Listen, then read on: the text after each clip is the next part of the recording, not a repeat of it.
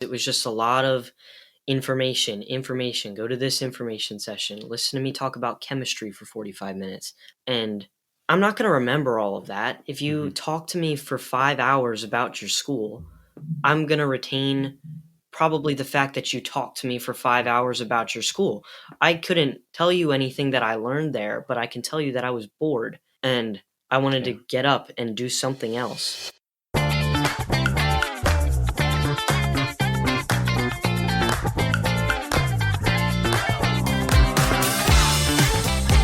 Welcome to Mission of Missions. I'm your host, Jeremy Tiers. This is the show designed to help you grow, both professionally and personally, in the fast-paced world of higher education. Every other Tuesday, I sit down with senior leaders, new professionals, and difference makers from across higher ed and beyond, where we'll share tips and strategies related to challenging topics like student recruitment, leadership, customer service, enrollment marketing, and time management. So if you're looking for practical advice and conversations that actually move the needle, this show's for you. Grab your notepad or fire up your notes app, and let's get into it.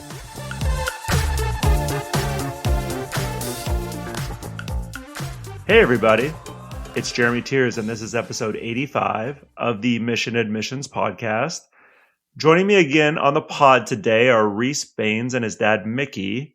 They first appeared on the show in August of 2024, which was episode number 49, when Reece was starting his junior year of high school. And we talked about things such as campus visits and college emails. That episode, if you haven't heard it, remains the most downloaded and listened to episode of my entire podcast library. And so you can't see Mickey and Reece, but they're, cheering there in the background right. as I say that. And then they came back on for a second time last April, which was episode number 63, as Reece's junior year was winding down. And we discussed just the process of how he was going to narrow down his college list. And today they're back for a third and final time to talk with me about the decision-making process as Reece finishes up his last few months of being a senior in high school and gets ready to decide where he's going to spend the next 4 years. So welcome back to the show, guys. Thanks for having us. Reece, how does it feel to be, by the way, almost done with high school? It's good. I'm ready to be done. I'm excited for college. When I start thinking about it more, it gets to be more overwhelming just because there's so many little factors that go into it.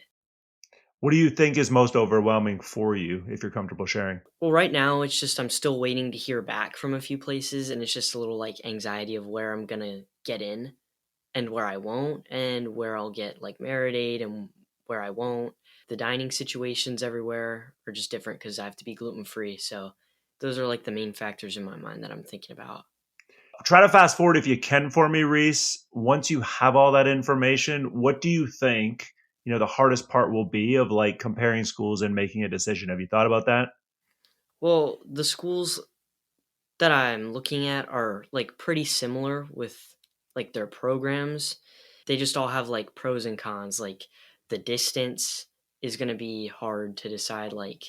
Is it worth sacrificing something for the distance or is it not? It's just going to be hard to figure out what combination of things is the right fit. So distance from home, obviously a lot of people have to think about, right? Yeah. What else besides, I'll say, cost and distance? Is there anything else that you're kind of right now going, well, I don't really know if I want this or this, and I'm going to have to figure that out? Those are the main things right now, just because the three schools are pretty similar for everything else. So it's just 3 different distances, and I'm still waiting for 2. So probably 2 different packages for financial aid, and I still might not even get in. I should get into at least one of them, but I still don't know that. Do you feel like there's anything you'd miss out on by going farther away from home to college? Yeah, I'd be farther away from where all of my friends are going to college because a lot of them are at least just staying in state. I'd be farther from my parents. I just wouldn't be able to come home really other than breaks, and just not having that option. I'm not crazy about it. Just not even having the option. Yeah. The furthest campus that he's looking at is while a large school is still in a college town without significant public transportation. So, it's 40 minutes away to a train station or an airport. And so, just the logistical side of, let me go home for even a long weekend is not just easy peasy. So I think that is what makes the distance probably the bigger challenge. If it was, I'm going away to Boston, well, there's plenty of ways to get back and forth to Boston in just a few hours, right? It's kind of in the middle of nowhere. The town around it's like a block. It's very small college town. Yeah. Has that school sent you, either one of you, to be honest, any information knowing that, again, there would be exactly what you just described, some compromise there if you came farther away, as to like, here's other students who have basically done the same thing, and here's like, have they sent you any of that type of information? I don't think we've received any of that type of information, but also I haven't gotten a decision yet. So I would expect that type of information to follow like a decision. And that school is one of the ones who has not communicated with us as parents at all, other than you're scheduled for a visit. Yeah. Okay. Speaking of the parent side of things, just what feels like the biggest unknown for you still in this whole process, Mickey? Or, as you talk, with Reece's mom, like what are you focused on? Yeah. I want to see that last, as we mentioned, the two we're waiting on. One we feel pretty good about. He's going to get accepted. The other is going to be a little bit more uncertain. It's a more selective institution. The one that we're waiting on that we're not as confident in might be option one for him. And so thinking through the pros and cons when it's an if is a tough thing. And so not having to, it's a period of the waiting game. And, some people are easy peasy, love waiting, and some people want to have that answer right away. And, depending on where you sit on that will impact your comfort level in it. And so there is, for us, I would say, a waiting game. What's most difficult, making sure he's hanging in there okay while we're in this waiting period, not stressing about that. I don't know that that's most difficult, but it's on my mind. Because there's nothing you can do. There's nothing that's going to change their decisioning process. Nothing you can do to further influence it at this point, because they've had and passed the cutoff date on what you can give them. So it's just you have to wait for them. There is it does show kind of the wide discrepancy between institutions and their decisioning process. Because he wanted to look at all large institutions. This is not just a big school versus small school thing, because the institutions we have decisions on are larger institutions. And some of them we've had decisions since somewhere between October and early November. One of them we've had a decision and financial aid information from since that amount of time. Even though I'm a consultant in this space, it's still a little frustrating. Like, what are you doing? You just wait. And I know you're trying to build the best class, but we're talking about institutions that don't have to worry about that. They've got 50, 60, 70, 80, 90,000 applications. They're going to be good to get the class either way. And so going through this process, it does give you that extra perspective. Going back to your question, though, what's most difficult? There's the working with him, and then there's the working on the family side to say, okay, we have a better, not a full understanding of what the cost is going to be. So how are we planning that out over the next 4 years? That's, I won't say it's difficult. It's just on your mind, and it's somewhat time consuming for us. So you've visited, if I have this correct, all of the schools, right? Those 3 that are on your list. And I know you're going to go back and visit, a couple of them a second time. I believe you've been to one already a second time. When you went back to that one school you've been to a couple of times, Reece, what did you focus on that second visit that maybe you didn't focus on as much during the first visit when you were there? I was more focused on the practical things and not just the novelties. Like the first time I go, it's like, ooh, they have a big gym. That looks cool. Like, ooh, I like their bookstore. This is fun. Those are fun when you go the first time. But now looking at it, it's like, this is a place I will live for 4 years. I'm spending 4 years of my life here. How's the dining situation? What's that going to look like for me? Do I have options to eat? The one school we went and visited, and the dining hall told us that most of the little places to eat in there only do gluten-free on weekdays. Cool, guys. That's cool. The good thing I'm also only gluten-free on weekdays. Sorry, that's not going to work. Yeah. So I have to be more critical of that the second time. Just thinking about if it's a place that I can actually see myself living and making friends. Carving back that layer of the shiny bells and whistles we see.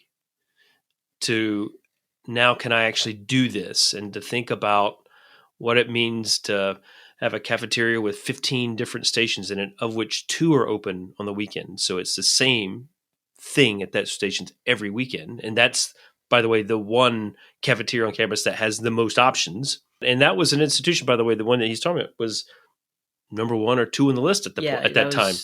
I was like pretty sure that's where I was going to go. And then we went and I was like, well, I can't do that. I can't do this. Like I cannot. They pretty much worked themselves completely off the list. Yeah, just because. And we're talking the last visit there was an admitted students day. I mean, if you're comfortable sharing, do they know they've worked themselves off the list? No. But it's just like, it's a great school. Just not if you have an allergy or something, because there's not really much I can eat there. Well, and be honest with me, Reece, if I was an admissions counselor at that school, right, that was probably you're going to be potentially your first choice, and I reached out to you after the visit and said some version of, Reece, you've seen campus now a couple of times, and so like help me understand what's the biggest thing, right, that's still kind of making you go, gosh, I don't know if this is the right place for me. Do you think you'd be comfortable saying something like, well, I'm not sure, how the food situation is going to work out because I'm like gluten-free and blah, blah, blah, blah. Or do you think you probably wouldn't say that if an admissions counselor asked you a question like that? I probably wouldn't say that if I was asked, especially if it came in an email. My email is just so filled up. I don't even look at where the emails are coming from, what they say. I just delete all of them every day. So is it a medium issue, Reece? You think you'd do it if it came via a text or some other way? Or you just think at this point, it doesn't matter which medium they used of communication, if they asked a question like that, I probably just wouldn't answer it. Unless it was asked to me like in person. We had a rep come to our school, and if somebody asked me in person, I'd answer it. But even the texts, I don't even open any of them because I'm just getting so many from schools that I haven't shown any interest in, or I haven't shown interest in like 2 years. Like the voicemails, the calls, like I'm not racking up. Yeah, I'm just not answering any of that anymore. What during that second visit, or what as you prepare for these additional visits, are you and your wife going to focus on a little bit more? Is there anything in addition to just the cost aspect of it that you alluded to earlier, Mickey? It's it's similar to what Reece said. So it is the details of the scenario. So let's see, is the residence hall you showed us really one where he will or will not live for sure, or what's the likelihood? And where are those residence halls? If it's not what they show us, where are they in relation to where his classes may be, where the dining hall is? We're looking at probably some of that level of detail. What is there really for him to do on a weekend? It's a large institution, so it's likely not going to be suitcase campuses. So what is there to do? I'm thinking, I think a lot about adjustment periods and what that's going to look like for him and how he's going to acclimate. So is this like a cool looking residential area? Where do I see the students kind of convening? And can I see him in that picture? I look at that quite a bit. Reece, I would be curious to know a couple of things there. Number one, you made a statement basically saying, hey, I'm going to be happy whichever of the 3 options I choose. What gives you the confidence to say that? I really like all of the schools. They all have good programs for what I'm interested in. They all have food I can eat. And I've been on all of the campuses. They all have great campuses. And what makes the campus great? I don't know. It's just how I feel when I'm there. It's like I could see this. This can work. I could live here.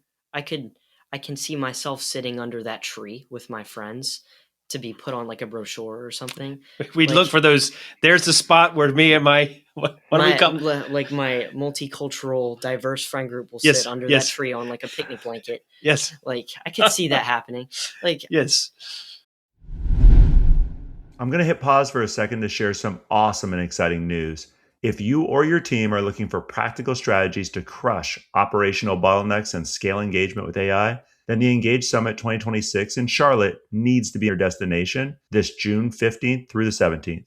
From hands-on sessions to main stage keynotes that show how AI is transforming enrollment and retention, the Engage Summit is the place to level up your institution's game in ways you probably didn't realize were possible.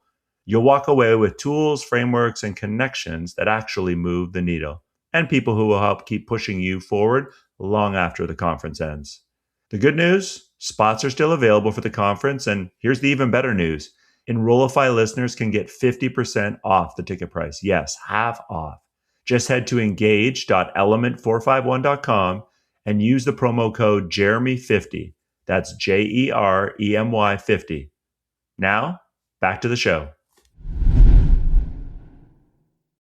But you hear about that, Reece, all the time. When we do surveys, the feel of campus literally remains number one, if not number two, along with affordability in just about every single survey I continue to do and have done for the last 12 years. And so I'm just always curious what students define as the feel of campus, because I know what I've heard from other students, but I'd be curious, like what is it that you're looking to see that helps with that feel? I like green space. I just like there to be places outside. I really like to be outside. So when I see like seating outside, that's like, oh, I could study there. I can see myself doing that. Or if I just look at like the students walking to class, are they like walking together? I toured this one school with my girlfriend, and everybody walking to class had their heads down and they all looked so angry. And I was like, oh no, oh no, I couldn't go here. Yeah. This would not work. Obviously, that's not going to be the best measure just because people have bad days, or like, it depends on the time. But if you just like, if the majority of the people I see look like they're having a good time, or they're with their friends, or even just like enjoying peacefully walking to class by themselves, like that, I could see myself being part of that. I don't know how to describe this, Jeremy, but this is something I would strongly say, mark this down for you and your family when you start your tours. There is an absolute feeling you get on every campus. And I don't know all of the indicators that give you that. And I don't know how to control it completely from an institution side. But there are the one campus that we've been talking about with the limited options on the menu. But if we take that out of the equation, the rest of that day was not a great day. That feel, that vibe was off. And that was supposed to be one of our top choices, or one of his top choices. And so there was a lot of excitement going into there. And something happened, some things happened that just kept collectively bringing it down. And it didn't take all day. It happened over the course of the day from the very beginning. And I don't know how to describe that to you, but it's there. There was a campus we visited early, and we knew in 90 seconds, oh yeah, this isn't going to work. Not going to work. And I can't tell you what it was. I can tell you one of the things was a moldy smell in a residence hall. That was one of them. But even if that wasn't yes, there, but it wasn't there because that didn't come until 30 to 40 minutes into it. And we knew 90 seconds in. Well, I think what I hear all the time when we ask for more details in surveys, you're right. It's hard to explain. You just know some things. It's like when you go through the house buying process, right? Yes. It's the same thing. And Reece, you'll eventually learn that. Like you walk into a house and it's kind of like a campus visit. Within 30 seconds. Nope. Yeah. Like the first house my wife and I walked into before we built the house that I currently live in with her now and our daughter, like the staircase was literally about 2 feet in the front door. And she's like, nope, not going to work. We didn't even go in the house. Like, perfect. Because she's like, I don't want that. That's not going to work for me. Right. And again, at the end of the day, what students say on surveys is some version of it's people and connections that I do or don't make that help me visualize what you talked about earlier, right? And so I think the advice I'm always giving, literally colleges every day when it comes to any of their visits, is focus less on the information and focus more on just getting conversations going and connecting with people. And that doesn't just mean them connecting with you, Reece, but like, I'd be curious to know the first admitted student event that you went to. And again, we're not naming schools, obviously. Did they at all try to do any activities that connected you with other admitted but undecided students from, say, out of state, or like any current students like who might have similar interests to you? Was any of that involved at all in that event? No, and I think I probably would have preferred that because it was just a lot of, information. Go to this information session. Listen to me talk about chemistry for 45 minutes. Like, it was just a lot of information. And I'm not going to remember all of that. If you talk to me for 5 hours about your school, I'm going to retain probably the fact that you talked to me for 5 hours about your school. I couldn't tell you anything that I learned there, but I can tell you that I was bored and I wanted to get up and do something else. Yeah. Personalization, relevancy, and again, it is the challenge. I understand for people listening to this is, all right, if I work at a large institution, how do I multiply when I have like 2,000 Reeses, for example, all there on campus at the same time? It's 100% logistically challenging, but I will say there are some things that colleges, hopefully listening to this, absolutely need to do differently and should be thinking about when it comes to, I'll say, the size of certain events. And again, the amount of, or the balance of, are we just giving more information, or are we actually saying they can find this information a whole bunch of different ways? And oh, by the way, we've also been sending it to them, internet, blah, blah, blah. Let's focus again more on the activities and the connections that help somebody say, you know what, I can actually see myself here, or see myself sitting under that tree, like you said, Reece, with my new friends, right? If I'm one of those final 3 schools that on your list right now, and I want to get your attention and I want to better understand what you're thinking about a bunch of things, how could I do that? Come to our house? Yeah. No, but I'm serious. Is the answer talk to your parents? Is the answer like, you tell me? And if the answer is I don't know, that's totally okay. But I know this is so common. And I know that schools are like, students won't read emails, students won't read text messages. What can those schools do at this point that would be helpful for you then when it comes to communicating with you? Is there anything? I like when the reps come to my school. I'll talk to them then. I would not like it if they started talking to my parents, because it's like, whoa, that's like you skipped me and went straight to my supervisor. What? I don't like that at all. This is my decision. Talk to me if you want to know about it. Sometimes I click on those emails just to be like, where's this one from? But not because I care about. I don't delete the emails right off the bat that come from the one school that I am still looking at that I've already been accepted to, just because I just look at the subject line and see what it's about, and it's like, oh god, it's another it's just another program they want me to apply to, and then I delete it. But I don't delete those right away just because they're coming from somewhere that I actually have been accepted to. So there's a chance it might be important. Do you know the name of your counselor for any of those 3 schools? I did know the name of one of them, but I forget. I don't know. I met him. I mean, they're a few larger, times. and so I think, that probably has some impact. Smaller school, I think there might be more real opportunity for connection with the counselor, where maybe the counselor, by some weird thing, remembered who he was. Like maybe there could be a little bit more of a connection so that would be of interest to him. If when you get the name of someone's name versus a school and you don't know who it's from, that can be frustrating too, because like we talked about this, like, Yeah. I don't know who this is. I'm opening it and it's like, oh, it's from that place. Ugh. Yeah. And then it's more frustrating. I have like one name just in my head. Oh, I do know one.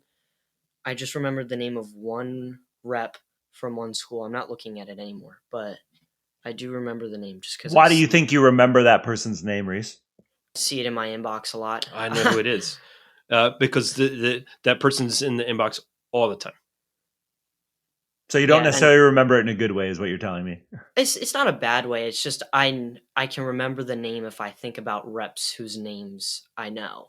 Like I remember the name, but is it? They're, just to confirm, they're not real one-on-one messages. That person did not type that message directly for you. That's another issue. Like the messages that I get from the reps are like, you're saying it's from you. You didn't type this. Yeah. Or you typed clear. it. You typed it. You copied and pasted it to about like 5,000 other people. Like, how are you making that determination? What is it that's in the message that's, causing you to make that determination, Reece? None of it's like personal at all. The only personal part is the top one. It says, "Hi, Reece." And then the rest of it is like, this paragraph was copied and pasted. I can just read it and know that it seems like something that ChatGPT could have whipped up. in about 5 seconds, and it just the subject line can also be a big thing. Like you can see that in the subject line too. Is on-campus dining for you? Yeah, like that. And as someone who's helped schools write subject lines, it's hard to say that, but there's some that you might be able to be on the fence about, and it might make you want to open it to see. But dropping a personalization token in a subject line still might see spikes in open rates. But if you were also to ask the follow-up question, is this a true one-to-one to me, or is it a mass email to me? I think you're still going to see people, that's not going to be real personalization. Like it's there.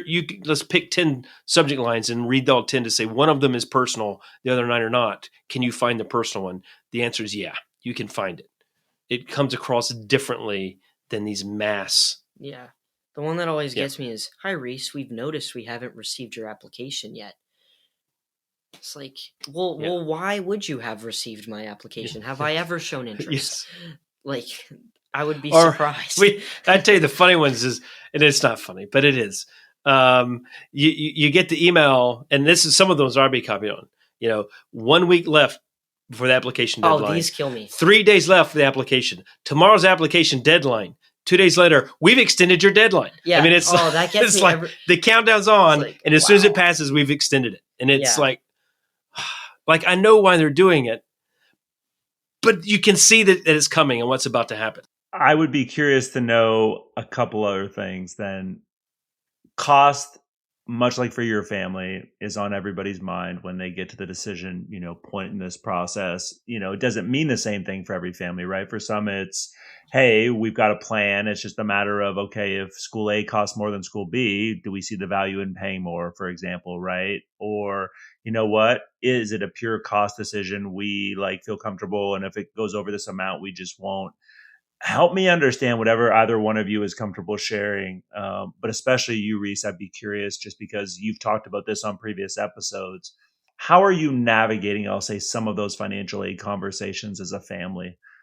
Do we sit down and make time for that at home to do it? Do we what are you doing to help you as a family figure out, okay, financially, we can make this work with which, whatever school might be on that final list of those 3 that we've talked about?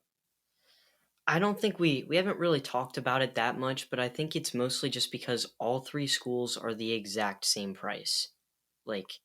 They all cost the exact same. Very, very similar. Yeah, it's like rates. 60 to 63,000. These are public out-of-state costs. Yeah, that's the cost for all 3 of them. Mm-hmm. And it's hard to have a conversation about it when, I know how much aid I got from one place, but I haven't even received a decision on the other 2, so it's not like we can weigh it out and see what the difference is, just because, they all cost the same. I would say we haven't had that conversation. One thing that's probably still true today that was true on at least our second one. I don't know if we talked about cost much in the very first one, but let's be sure we get a rank order of true desire before we look at cost. Because knowing the desire and how you break apart why number 1 is this much or this much more valuable or important to me to attend over number 2 or number 3 helps to think about the value on the actual cost that we pay. Because the similar size institutions, similar costs, similar campuses, similar programs, a lot of similarities here. The decision I got in September. Yeah, so having that from my side was incredibly helpful to see, and to start to get a sense of, okay, this is where this one fit on the academic scale of more or less selective, and we're here. That start to set the bar on what it informed our guesses on where we think he will fall on the others. And that's why I feel pretty confident about one we're waiting on and one we're unsure of. That, I would say, was helpful. It gave that barometer. And the one that you did get in the fall, that has been one that's been high on the list all along from the visit on.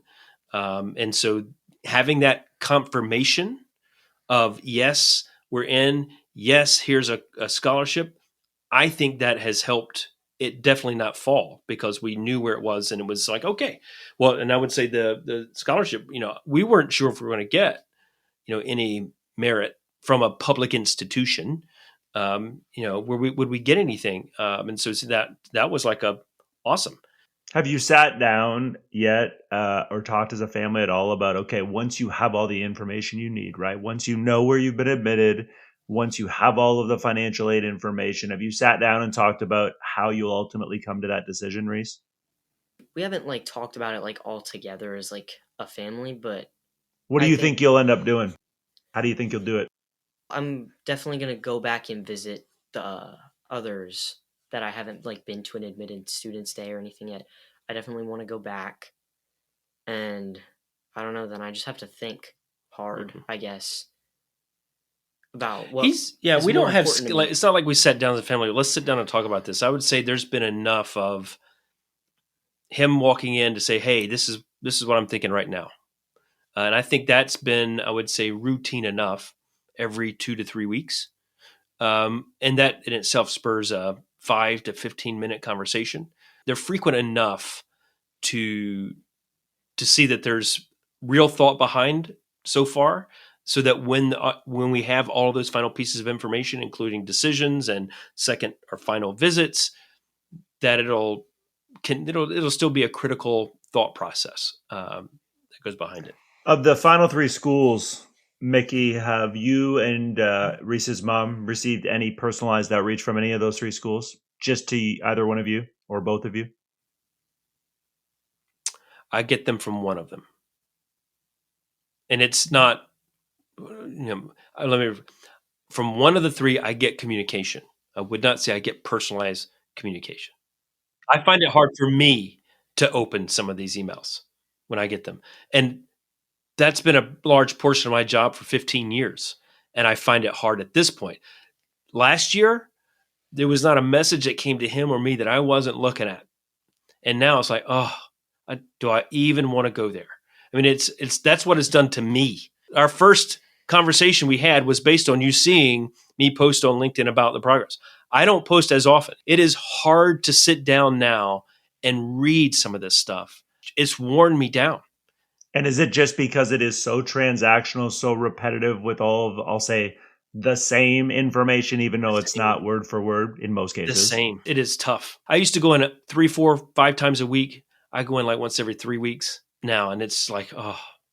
So then, Reece, this is the last question I'll ask you. When you think back on the last 2 years, and if it takes you a minute to think about this, totally okay. But like, when you think back on the last couple of years throughout this entire process, if you could only give one piece of advice to people listening who work at colleges of, hey, like, now that I know everything that maybe I didn't know 2 years ago, here's the piece of advice I could give you. Like, what's that one piece of advice? I think for big events that they run, like less large information sessions, especially for stuff that can be found on the website. Like, I would say make it more of like an experience than just like another day at school where you're just sitting listening to them talk to you or talk at you. That's really more of what it is. Mickey, how about you from a parent point of view? Same question. I'm going to connect to what he was saying, because in my mind, when he answered that, the story in my mind is every person hearing that is going to say, but we already do that. I'm here to say you try to do that, but you don't necessarily, you create a lot of things and a lot of activities, but you don't create a feeling very well, because we talked about feeling. I can think of one institution very specifically that, when we went to their open house, had the marching band out front to greet really everybody. Cool. And I will say that particular one, even though it didn't make the final list, was one of the ones we were most excited about after, because they set the tone and we bought into that vibe, and you were kind of dancing around in your seat for 30 minutes because we were there early, listening to the marching band inside, continue to play while we're waiting for the event to start. And it set the tone for the rest of the day. It was a really cool event. Even in part of in areas where it kind of, you started to feel worn down because it's been a long day, you still left with it at a much, much higher. And I'll also say for that particular institution, their president spoke in large institutions. We don't usually get the president. And it was one of the best speeches and conversations that we had with any school. What made the president's speech so good and impactful? Because he didn't read it from a script. He had notes, but he didn't read from there. As we went through the tours early on, I started to identify what's the theme that I got from this school. And that particular school, the theme I got was inclusivity. That was absolutely clear. Think about, where we are politically in the world today and where we were 2 years ago. That was a big thing. And that still came through very clear that as a public institution in an area that's not necessarily known to be most progressive had a president standing up saying that. So that stood out. But the sincerity that he was able to speak with and the enthusiasm with which he spoke was very clear and very authentic. And that you add that to the marching band playing there. Reece plays drums. We kept thinking, but maybe he would probably like that. I mean, there was so much that we're just going through our heads, just thinking about to make you want to find and fit yourself there. You wanted to do it. And that was, I remember leaving there talking a lot about that after that particular one. Really cool and that was, I don't know if that was the best event overall, but it was in the top 5. Yeah, the beginning set the mood for the rest of the day. So how do you set that standard?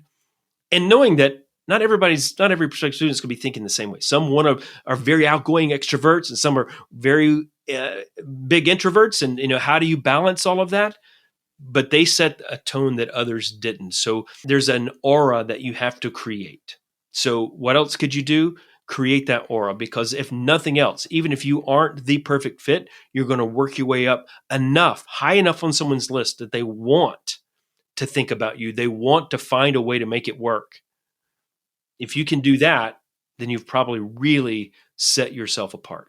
I just appreciate you both being on, not once, not twice, but 3 times. I know our listeners have gotten a ton out of these episodes, and I know I, as a parent, have found a lot of value in these episodes too, because it's given me things to think about as I get ready to start my own journey with my daughter in the next, few months. And so thank you both. And just, Reece, I'm excited to hear from you or your dad, obviously, once a decision's been made. But I hope you enjoy the rest of your senior year, and I look forward to the next time we connect. Thank you. Thanks for having us again, Jeremy. Appreciate it.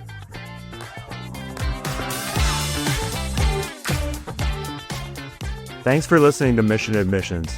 This show is a proud member of the Enrollify network, home to Higher Ed's the largest collection of podcasts. Enrollify is where higher ed goes to grow, so be sure to check out our other podcasts, webinars, video clips, blogs, and more. Visit enrollify.org and subscribe for all the latest details and content drops directly to your inbox. Enrollify is brought to you by Element 451, the digital workforce platform for higher ed. Learn more at element451.com.